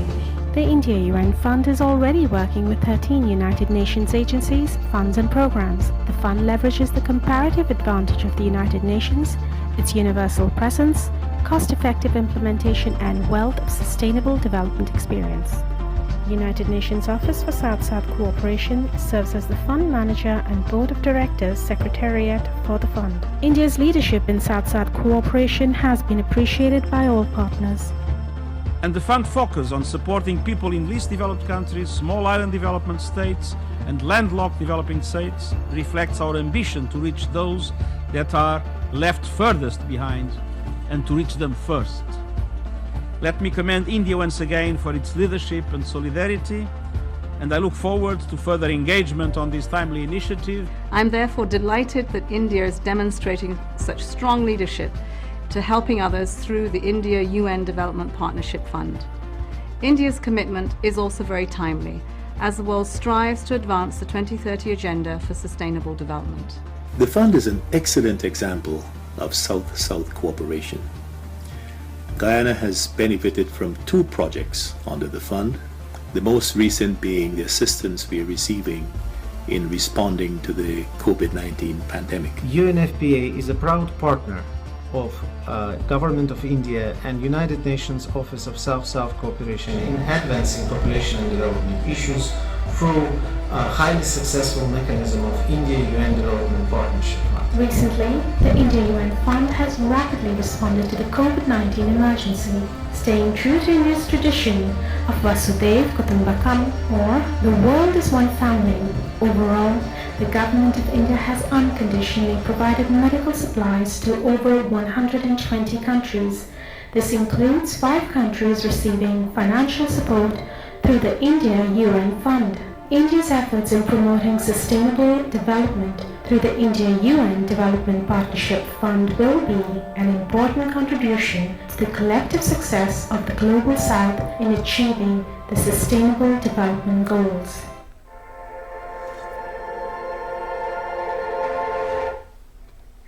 And in the second leg of his US visit, Prime Minister Narendra Modi, like you know, will be in New York on the 25th of September to address the general debate of the high-level segment of the 76th session of the UNGA. And the theme for this year's general debate is building resilience through hope to recover from COVID-19, rebuild sustainably, respond to the needs of the planet, respect the rights of people, and revitalize the UN. That's right, and we note here that peacekeeping is an important function of the United Nations, and in India's engagement with the United Nations, peacekeeping has been a key pillar. So India has been involved with peacekeeping since the inception of the UN itself. The next report tells you all about the history of Indian peacekeeping. Take a look. India has had a long and distinguished history of service in US peacekeeping. It has contributed more personnel than any other country. To date, more than 253,000 Indians have served in 49 of the 71 UN peacekeeping missions established around the world since 1948. Currently, there are 5,500 troops and police from India who have been deployed to UN peacekeeping missions, the 5th highest among troop contributing countries. Now, India's participation in the UN peacekeeping missions dates back to the 50s. It took part in the UN operation in Korea in the 1950s. India's mediatory role in resolving the stalemate over prisoners of war in Korea led to the signing of the armistice ending the Korean War. India chaired the 5-member Neutral Nations Repatriation Commission, while the Indian Custodian Force supervised the process of interviews and repatriation that followed. The UN entrusted Indian armed forces with subsequent peace missions in West Asia, Cyprus, and the Congo. India also served as the chair of the 3 international commissions for supervision and control for Vietnam, Cambodia, and Laos, established by the 54 Geneva Accords on Indochina. India has a long tradition of sending women on UN peacekeeping missions as well. In 2007, India became the first country to deploy an all-woman contingent to a UN peacekeeping mission. The formed police unit in Liberia provided 24-hour guard duty and conducted night patrols in the capital Monrovia and helped to build the capacity of the Liberian police.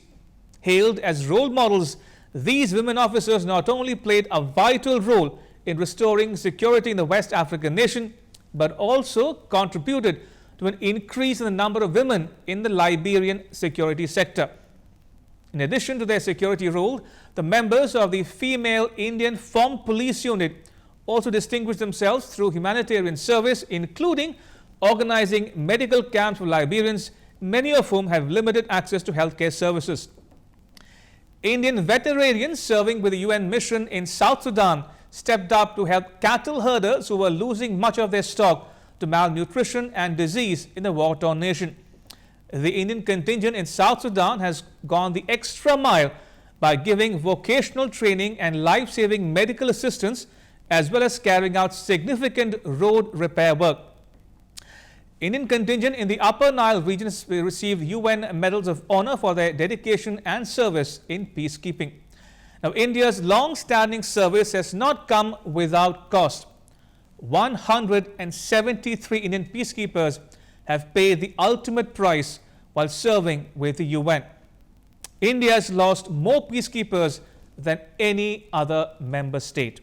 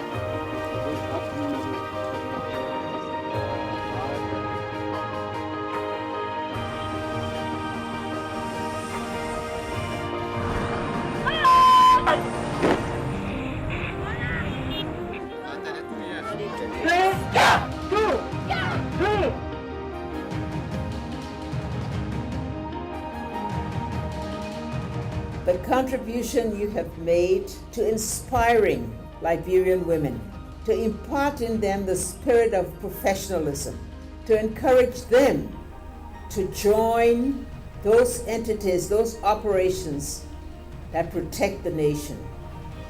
For that, we'll always be grateful.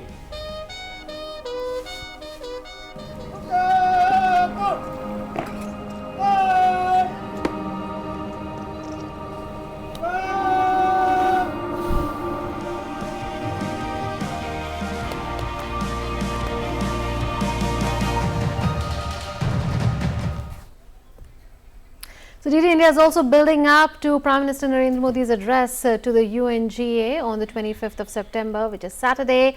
But for now, we'll take your leave. That's about it for today in this special broadcast on Prime Minister's visit to the US. We'll be joining you again tomorrow with our special broadcast on the PM's visit. This special focus on the visit is going to continue.